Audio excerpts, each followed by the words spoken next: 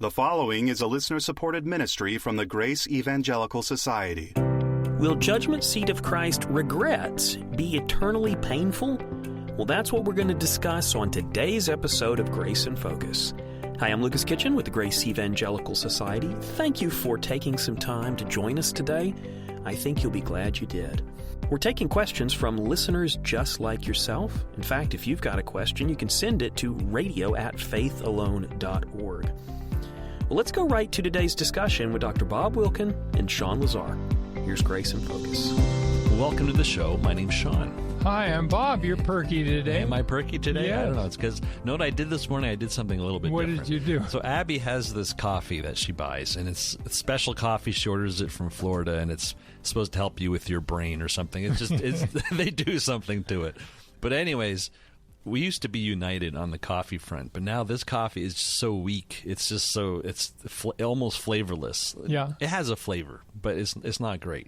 So what I did this morning, I put some of my coffee grounds in a French press, and then I poured her coffee into the French press and waited 5 minutes to let it get double brewed. And then I drank that, and it was better than what she had. So if I'm perky, it's because I had double brewed coffee. That is great. I don't know. Did I just invent something? You did. I don't know.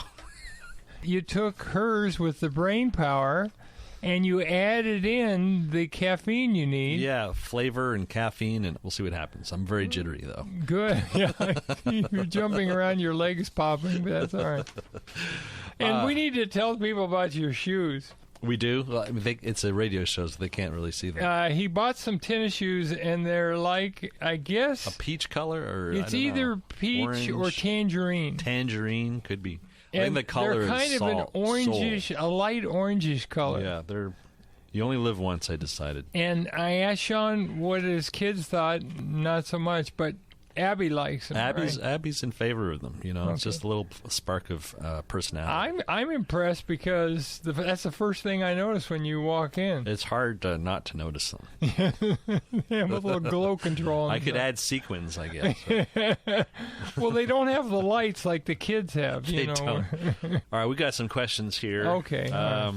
Megan, here's a question from Megan. I'm currently a student at Colorado Christian University, and I'm doing a project on the eternal state. I was wondering about the doctrine of eternal rewards. My question is, will believers who are not as good of servants here on earth experience more regret than those who were? Because I think I'd feel regret if I saw good stewards getting rewards that I didn't receive because I stewarded my life poorly. However, I also know that regret is a type of pain, and pain should not be in heaven according to Revelation 21. So what's your take on this? I did a blog on this that I think just may have already gone up, or it'll go up by the time people hear this, so you can check that out at faithalone.org. But how about looking at Revelation 21 and verse 4, because that's what she's referring to, and there's a lot of misconception about this verse. All right. And God will wipe away every tear from their eyes. There shall be no more death, nor sorrow, nor crying. There shall be no more pain, for the former things have passed away. Okay, now, in order to understand Revelation 21:4, you need to understand that it follows Revelation 20 and also 21:1-3, right? Right. Revelation 20 is the millennium. Yes. It's the 1,000-year reign of Christ, and we're told that. It ends with the great white throne judgment, and it's followed in verses 1-3 with, I saw a new heaven and a new earth, for the first heaven and the first earth had passed away. Yeah. Remember, Jesus had often said, heaven and earth will pass away, but my words will never pass away. That's right. And so here we're looking at a time after heaven and earth pass away, after the millennium. This is the eternal state. I saw the new Jerusalem coming down out of heaven from God, prepared as a bride adorned for her husband. That's why I think that when Jesus said, I go to prepare a place for you, this was the place he was preparing, the New Jerusalem. But in any case, the New Jerusalem comes down, and it comes to earth, this massive city on earth, and Revelation 21 talks about it, this beautiful city with streets of gold, and just enormous, 1,500 miles by 1,500 miles by 1,500 miles. basically what we have in verse 4 is not a statement about the judgment seat of Christ. I think that's the key point. Right, because the judgment seat of Christ occurs 1,000 years before this. So what you're saying, Bob, is that when Megan is looking towards that time when there's going to be no more regret, that is going to happen in Revelation 21, but that is after the millennium, in the eternal state. So it's like the judgment seat of Christ happened 1,000 years before, and rewards were given then, and then the regret and the shame that you might feel for failing to be a good steward, that would have happened then. And now this erasure of regret is in the eternal state 1,000 years later. Yeah, and basically if you read 21:4, it's talking about no more tears, no more sorrow, no more crying, no more pain, no more death. In other words, this is talking about people in the eternal state. Yeah. And they're not going to experience these things. Now, having said that, there is a question. Zane Hodges speculated that even in eternity, there could be some negative emotions, and regret's a negative emotion, right? Okay.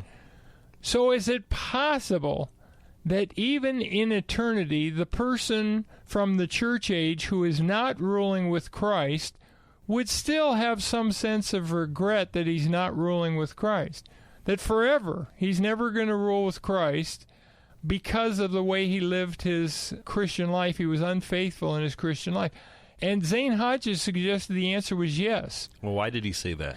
Because in his view, Revelation 21:4 does not eliminate all negative emotions. Okay. It eliminates pain. But regret is not necessarily pain. If you're in a perfect body and you're perfectly content with what you have, and you're a joyful person, you could have a sense of regret. Like, is it conceivable that David, as he's talking to what was Bathsheba's husband, Uriah the Hittite, right? So when he sees Uriah in the kingdom, in the eternal state, might he experience a tinge of, hey, sorry I killed you? I mean, is that possible? I don't know. Maybe. I would think that, at that point, people would be like, no, I am forgiven. You're not doubting your forgiveness. No, I'm not saying that. You wouldn't doubt your forgiveness. You wouldn't doubt your restoration. You wouldn't doubt that, okay, this is in the past. You know you're forgiven. You know you have an eternal, not only relationship with God, but eternal fellowship with God and with God's people. But having said that, it seems to me there could be a sense of regret. In fact, of course, it could even go to the point of, and this is speculative, of course, but I think in eternity future, it's not obvious that everything that we do will be for the best. We won't do anything sinful, but won't there still be good, better, best? And if we do something that's good, but we later realize we could have done something that would have been better or best, right? Might we have a sense of regret that, well, yeah, I wish I kind of had done that? Right. I mean, I know in this life, experiencing some aspects of negative emotions makes the positive emotions more special. That's true. If I get defeated in something, right? Let's say I go to, every year I've gone to, for about the last 11 years, to St. George, Utah, to the World Senior Games. Right. And I compete in mainly race walking or power walking, but I've also tried the high jump, and as silly as it sounds, even the shot put one time. And I've experienced joy in getting bronze medals and silver medals, and I think I once in the race walking got a gold medal because there was nobody else my age group. But I experience regret if I'm in an event and I don't get anything. Right. If I get blanked and I get nothing, I experience regret. Well, does that mean then that I'm all bummed out? No. That, my life is ruined? No. Right. You're not emotionally crippled by that. No, I just think, well, it would have been nice to get a medal. Right. But when I get a medal, it means more because I know I don't always get a medal.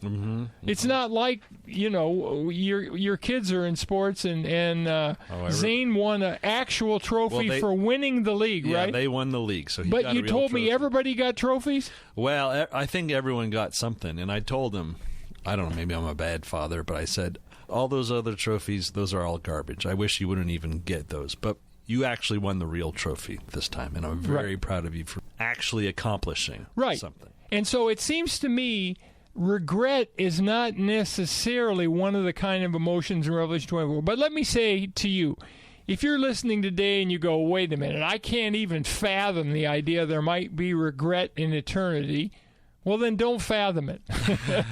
But I would suggest you might want to pray about it and meditate on it, because it's at least conceivable that there'll be something. Maybe call it disappointment. Yeah. Maybe we'll have some disappointment in eternity. But having said that, there will be no more pain, because Revelation 21:4 promises that. And in my view, after the judgment seat of Christ, any grief we experience will be short-lived, a few minutes. We're not going to go through the millennium with 1,000 years of pain. Right, and people aren't going to have psychological problems. No. They're not going to have to see psychiatrists. We won't be depressed. Yeah. We're not going to be going through anxiety that's crippling us. Whatever pain we have, if we have it, at the judgment seat of Christ, with glorified bodies, we'll be able to recover in minutes. I like what you said about, there being Megan related regret to pain, and there can't be any pain in the eternal state. And I think you clarified that, no, regret can just mean thinking, oh, maybe I should have done this course of action instead. Right. There's a degree, there's a spectrum of regret. I think Good point. I think she was thinking of this emotionally crippling type of regret that We just can't haunts you have that. forever. No, we and can't you're have that. saying, well, there's kind of regret saying that just comes with making decisions and moral choices, and just saying, well, maybe I should have done this last time. And it's okay. You know what I mean? Yes. And that's helpful, I think. I think so. Because that's what it means being a person who makes choices in reality, and that's what we're going to be, people making choices in the new earth. And so it makes sense that not every single one of those choices will be ideal, and we'll learn, and we'll learn to make better choices and maximize our service. I mean, it seems that's the case. And the other thing is, of course, Megan's asking about regret for things we did in this life or didn't do in this life. Right.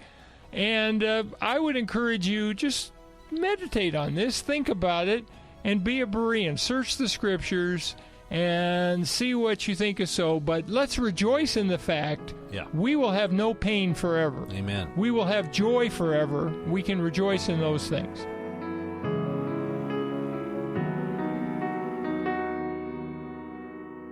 Thank you, gentlemen, for that great discussion. Would you like to grow and mature in your understanding of Scripture?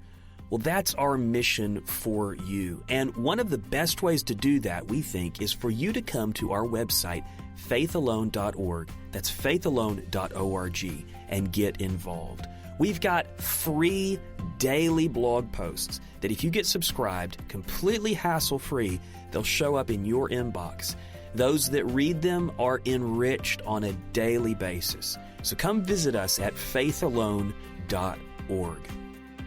You may be interested in becoming a financial partner with the Grace Evangelical Society, the organization that puts on this radio show. You can find out how to do that and give tax-deductible gifts at faithalone.org. Maybe you have a question or a comment or some feedback, and if you do, that's great. We would love to hear from you. So here's our email address. It's radio@faithalone.org. You can get us day or night, radio@faithalone.org. Well, we hope you have a wonderful weekend, and we look forward to being back with you on Monday. I'm Lucas Kitchen with the Grace Evangelical Society, and until next time, let's keep grace in focus. The proceeding has been a listener-supported ministry from the Grace Evangelical Society.